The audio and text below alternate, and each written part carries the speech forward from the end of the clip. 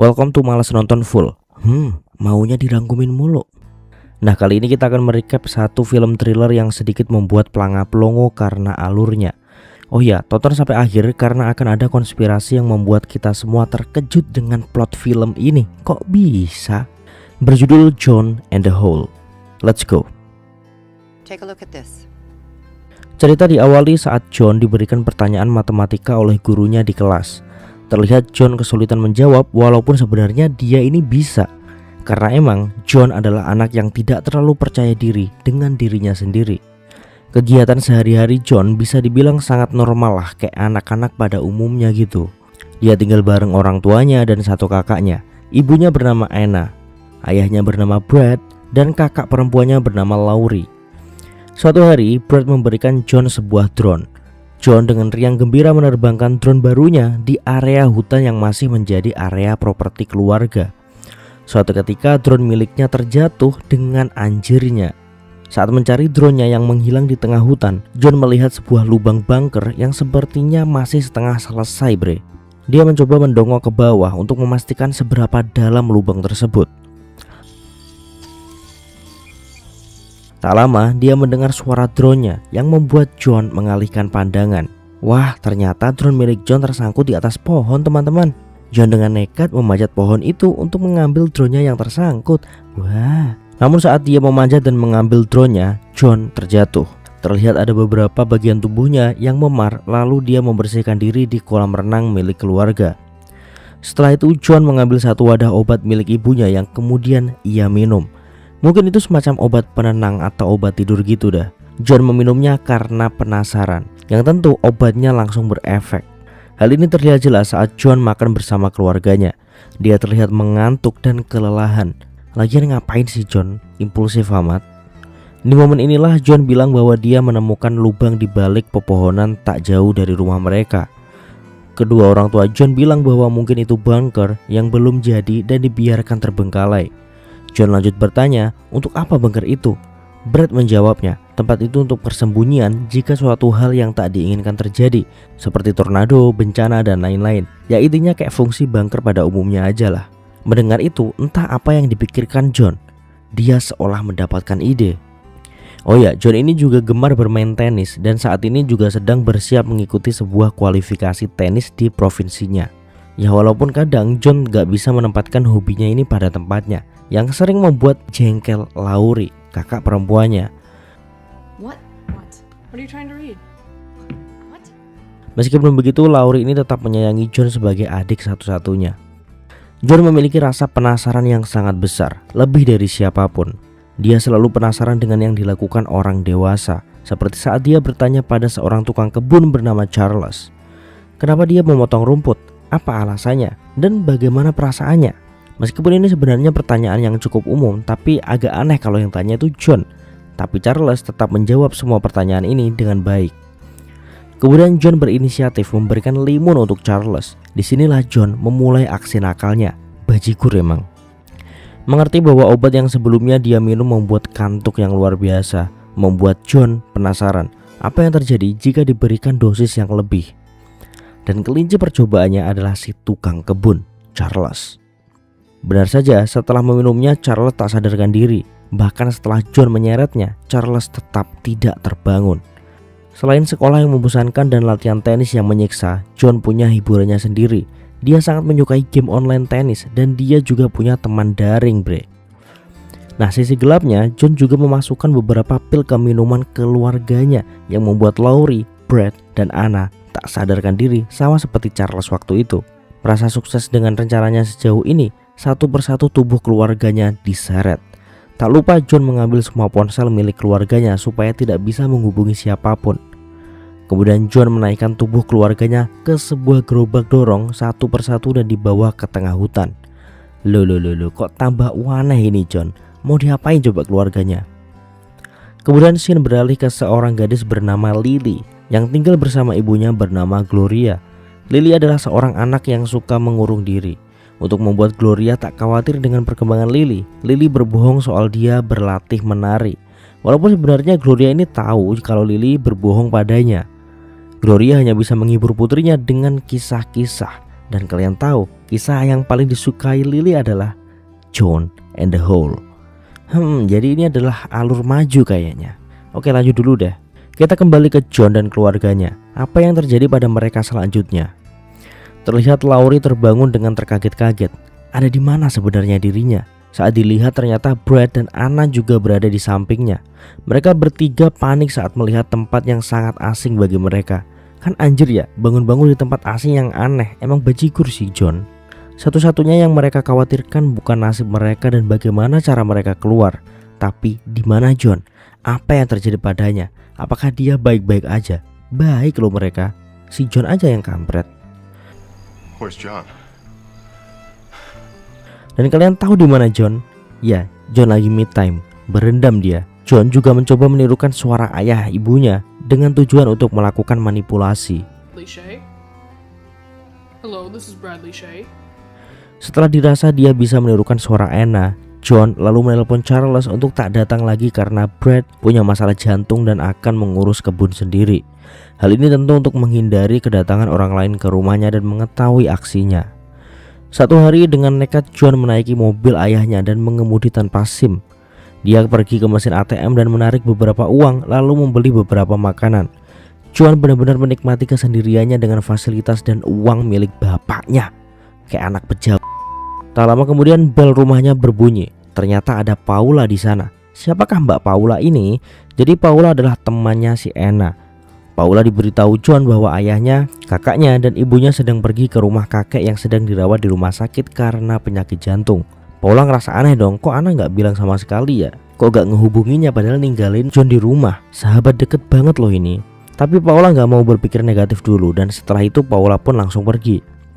John kemudian mendatangi lubang sambil membawa kotak makanan yang baru saja dia beli dan gak lupa sebotol air. Sebotol. Brad dan Anna sangat senang melihat John baik-baik saja. Brad langsung meminta John untuk mengambil tangga di rumahnya. Namun John tak mengucap sepatah kata apapun. Brad dan Anna khawatir ada perampok di rumah dan menyandra John lalu membawa mereka ke lubang itu. Tanpa menjawab pertanyaan mereka, John menjatuhkan makanan dan minuman yang dia bawa. Di sini Laurie menyadari bahwa semua ini adalah perbuatan John si bedebah. Begitu Brad mulai membentak John atas apa yang telah dilakukannya, John memilih untuk pergi. Dengan uang ayahnya, John mulai membeli barang-barang yang ia suka, bre. Dia juga menghabiskan waktu dengan bermain game bersama teman daringnya yang cukup toksik. Wanna come for a few days? John juga bahkan menawari teman daringnya untuk menginap di rumahnya loh. Sementara itu di dalam lubang, Brad, Anna, dan Laurie mencoba untuk keluar walau itu sangat tidak mungkin. Mereka mulai merasa lapar setelah semua kegilaan yang terjadi. Laurie pun menarik kotak makanan yang diberikan John, namun Brad melarangnya. Dia gak mau mereka terlihat benar-benar terjebak dan tak bisa pulang. Tapi ya apa pilihannya coba, rasa lapar benar-benar tak tertahankan. Mau gak mau mereka tetap harus memakannya. Sekali lagi John sangat menikmati waktu sendirinya. Dia mencoba semua hal yang bisa dilakukan, seperti bermain piano. Hingga hujan pun turun, namun John tak peduli dan terus memainkan jari-jarinya. Besoknya John datang ke lubang lagi. Sekali lagi John tak pernah berbicara sepatah kata pun dengan keluarganya. John kemudian menjatuhkan kantung kresek yang berisi selimut dan senter. Seperti biasa, John pergi begitu saja. Tibalah hari untuk menjemput teman daring John bernama Peter. Peter tampak terkejut karena John benar-benar mengemudi sendiri. Bocil loh ini. Sesampainya di rumah, mereka berdua bermain di kolam dan melakukan challenge menenggelamkan diri. Challenge apaan coba? Kata Peter, kita akan melihat Bunda Maria memakai baju renang saat mencoba tenggelam dan hampir mati. Emang gendeng ini anak-anak. John mencobanya dan tak berhasil. Ya iyalah tolol. Kemudian Peter akan melakukan gilirannya. Namun Peter melakukannya terlalu lama. Dan John tak kunjung membiarkan Peter keluar saat dia mulai meronta. Kita ingin nonton udah khawatir lah kalau Peter ini bakalan meninggal.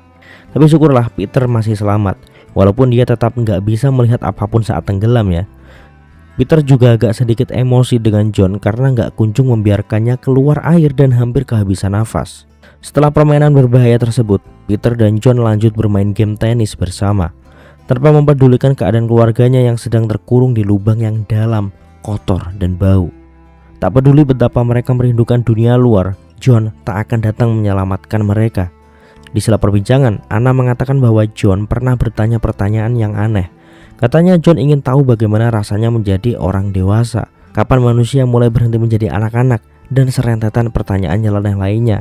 Anna kemudian menjawab bahwa manusia tak benar-benar pernah berhenti menjadi anak-anak dan terus menjadi anak-anak, namun dengan tanggung jawab yang lebih. Paula must be going insane. I was supposed to help her with catering. Anna menilai John tak cukup puas dengan jawabannya, yang kemudian kecewa lalu melakukan ini semua, meskipun hal ini hanya asumsinya Anna. John dan Peter sangat menikmati waktu mereka di rumah tanpa orang dewasa, menghamburkan makanan dan bermain-main dengannya. Sementara di lubang, keluarganya sudah sangat kelaparan tanpa ada makanan sedikit pun.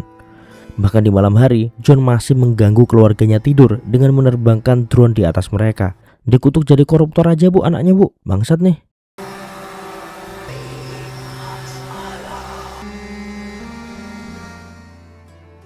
Sudah waktunya Peter pulang. Sebelum mengantarkan ke stasiun, John menarik lagi beberapa dolar di ATM yang kemudian diberikannya pada Peter. Peter ngerasa aneh dong dan terkejut. Kok kenapa sih John ini memberikan uang sebanyak itu? Yang bahkan Peter nggak terlalu membutuhkannya. Ya kita lagi bicara bocil bre. Mending kasih ke kita nih buat bayar kos. Tapi John tetap memaksa Peter untuk menyimpannya. Sepulang dari mengantar Peter, Paula menyambangi John. Dia khawatir dengan keadaan John karena Anna tak kunjung kembali dalam waktu yang lama. John hanya bilang bahwa dia baik-baik saja. Dan saat Paula akan pamit pulang, John melarangnya dan meminta Paula menginap. Dia bertanya berapa umur Paula. Walaupun awalnya Paula ini sedikit tersinggung ya, namun dia menjawabnya bahwa Paula berusia 50 tahun, sama dengan usia Anna. John lanjut bertanya tentang perasaan Paula saat berusia 50 tahun. Bahkan John hampir melakukan hal tak senonoh pada Paula karena rasa penasarannya. Mendapatkan perlakuan seperti itu ya tentu Paula lantas menelpon Anna lah. Yang membuatnya terkejut, suara ponsel Anna itu ada di rumah itu. Mencium adanya hal aneh dan kebohongan pada John, Paula pun pergi dipenuhi rasa curiga. Kita periksa dululah keadaan di lubang. Mereka semua masih dalam keadaan yang sama, memprihatinkan, kelaparan, dan hilang harapan. Brett bertanya pada Anna, apakah ada yang terjadi di antara Anna dan John? Apakah keduanya bertengkar? Karena sangat nggak mungkin gitu John melakukan ini tanpa alasan. Anna pun menjawabnya dengan tegas. Tak pernah terjadi apapun dan semua itu baik-baik saja. Nothing happened. Emang aneh aja bu anaknya bu, kutuk jadi bahlil. Oke, kita ketemu lagi dengan Lily. Tiba-tiba Gloria mengatakan hal yang di luar nalar, bahwa dia akan pergi dan meninggalkan Lily. Gloria bahkan meninggalkan uang yang bisa Lily pakai hingga setahun kemudian. Awalnya kita kira Gloria hanya bercanda dengan Lily, namun dia benar-benar melakukannya. Gloria dengan tega meninggalkan Lily tanpa alasan yang masih berusia 12 tahun seorang diri bre.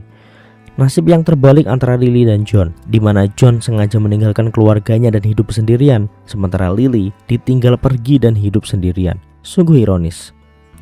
Tiba-tiba mobil polisi terparkir di halaman rumah John bersama Paula di sana. Kecurigaan Paula membuatnya melapor polisi untuk memeriksa keadaan rumah John. Meskipun mereka tak menemukan jawaban apapun karena John mengunci semua pintu dan bersembunyi. Dengan keadaan aneh ini, John masih bersemangat latihan untuk kualifikasi tenisnya loh. Meskipun sebenarnya John ini nggak terlalu konsisten latihan ya, angin-anginan doang. Dia bahkan mendapatkan teguran dari pelatihnya karena John tak terlihat serius untuk mengikuti kualifikasi. You need to keep training. You need me. 2,5 hari telah terlewat sejak John terakhir kali memberikan keluarganya makanan. Dan untuk pertama kalinya mereka merasakan kelaparan yang begitu hebat dan begitu laparnya hingga gemetar. Harapan Anna cuma satu, tak terjadi apa-apa di luar sana pada John. Walaupun secara nggak langsung John berniat membunuh mereka. Percakapan itu didengarkan langsung oleh John yang sedang duduk di atas lubang tanpa sepengetahuan keluarganya. Dia hanya bisa terdiam termenung, tak tahu apa yang harus dilakukan selanjutnya. Dia masih berkecimpung dengan rasa penasarannya. Bagaimana jika manusia tidak makan berhari-hari dan tanpa tempat tinggal? Jujur saja, sejauh ini belum ada apapun yang bisa memuaskan rasa penasarannya. Meskipun tak ada Peter, John tetap melakukan permainan menenggelamkan diri itu sendiri. Dan ternyata hal ini menarik perhatian Charles yang mengira John telah mati tenggelam. Saat itu Charles sedang membersihkan kebun milik tetangga. Karena awalnya Charles dikabari bahwa Brett sakit jantung, dia ingin menjenguknya. Dan disitulah dia melihat John mengambang di dalam kolam dengan air yang kotor. Tapi ya seperti kalian tahu, John gak apa-apa. Dia pun bilang ke Charles bahwa ibunya gak ada di rumah dan Charles pun pergi dengan curiga. You're a good kid, John. Di dapur, John mencoba membuat risotto dari tutorial yang ia lihat di internet. Dia ingin mencoba memasak sesuatu seperti yang Anna lakukan sehari-hari. Gak lupa, John membagikan masakannya pada Anna, Brad, dan Laurie yang dalam keadaan kelaparan parah. John membagikan makanannya dengan timba yang diikat tali. Brad melihat tali ini sebagai sebuah harapan dirinya bisa keluar dari lubang. Namun ya, itu hanya prank ya. John memotong tali itu dengan gunting. Akhirnya setelah sekian lama, mereka berempat makan bersama layaknya keluarga. Oh ya, gak lupa dengan sebotol anggur menambah suasana semakin sempurna. Emang. Hari demi hari berlalu. Kali ini sudah terlalu lama John tak bertemu keluarganya. Hingga suatu malam, John merasa sangat kasihan dengan kedua orang tuanya dan kakaknya. Dia bahkan menangis melihat keadaan mereka. Ciri-ciri psikopat sih. Keesokan harinya, Brad dan Anna melihat ada seseorang yang mencoba memasukkan tangga di dalam lubang, seolah ingin menolong keluarga ini agar bisa menghirup udara segar. Tapi kita nggak tahu siapa itu sebenarnya. Brad, Anna dan Laurie pun akhirnya bisa keluar. Mereka bergegas pulang dengan perasaan antara bahagia dan juga bingung. Mendekati rumah mereka, di kolam mereka melihat objek mengambang, dan itu ternyata John. Mengira John telah meregang nyawa, Anna, Brad, dan Laurie berlari menghampiri John. Seperti yang sudah bisa ditebak seperti sebelumnya, John tak benar-benar tenggelam. Dia membuka mata dengan perasaan bingung. Kenapa keluarganya masih mau menolong John? Mungkin dari sini hati John udah mulai terbuka. Lubang pembawa petaka itu pun akhirnya terpaksa untuk ditutup agar kejadian ini tak terulang. Seperti tak terjadi apa-apa, keluarga ini tetap menjadi keluarga seperti sebelumnya, seolah memaklumi perbuatan John. Scene kemudian memperlihatkan Lily yang sekarang hidup seorang diri dan terlihat sedang berjalan mencari lubang seperti yang digambarkan dalam cerita John and the Hole. Film pun berakhir. Eits, bentar bre. Ending film ini emang seolah nggak kemana-mana karena semua keadaan kembali seperti sebelumnya. Seolah nggak ada konklusi dan tragedi yang gimana-gimana kan. Banyak konspirasi sebenarnya dari film ini. Salah satu yang bikin kita speechless adalah sebenarnya John tak pernah menolong keluarganya. Dan yang mengubur lubang itu adalah John dengan keluarganya yang masih ada di dalam lubang tersebut. Dan saat keluarganya menemukan John seperti tenggelam di kolam itu, sebenarnya itu nggak pernah terjadi. Seperti yang dikatakan Peter bahwa jika menahan sedikit lebih lama saat menenggelamkan diri, maka akan bisa melihat Bunda Maria. Tapi di sini alih-alih melihat sosok gaib Bunda Maria, John justru melihat keluarganya sendiri, yang berarti keluarganya telah meninggal. Atau bahkan yang paling parah, John juga ikut meninggal kehabisan nafas dalam kolam. Boom. Jadi mereka sama-sama meninggal dengan cara berbeda. Oh ya, Lily ini berada di timeline yang berbeda. Jadi dia berada di masa depan dan menempati rumah John yang ada di buku. Sementara John and the Hole adalah cerita masa lalu yang masih diragukan kebenarannya, namun sangat dipercayai oleh Lily. Yang masih membingungkan adalah bagaimana cara John menempatkan keluarganya di dalam lubang. Apakah dijatuhkan? Jika iya, bagaimana mungkin tak ada luka bahkan patah tulang sedikit pun? Masih menjadi misteri. Oke bre, mungkin kalian punya teori sendiri tentang ending film ini. Coba komen di bawah. Dan itulah akhir cerita dari film John and the Hole yang penuh teka-teki. Silahkan yang mau request, jangan lupa subscribe, bunyi lonceng notifikasinya supaya kalian gak ketinggalan konten-konten terbaru dari Malas Nonton Full. And bye-bye.